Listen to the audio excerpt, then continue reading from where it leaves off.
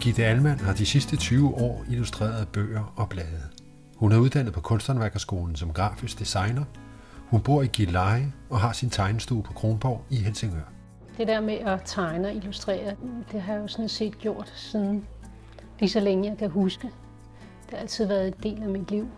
Og på et eller andet tidspunkt, og jeg har tegnet så meget og øvet mig så meget, og finder jeg så ud af, at det er jo faktisk noget, jeg kan leve af. Jeg kan faktisk få penge for det, jeg allerbedst kan lide, nemlig at tegne.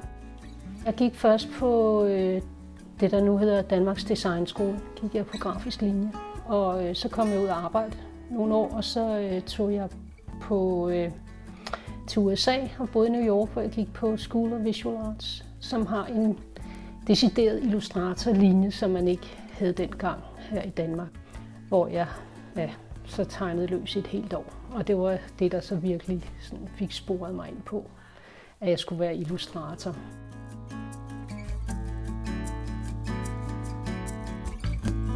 Illustratorjobbet er et håndværk, hvor Birgitte arbejder tæt sammen med forlaget.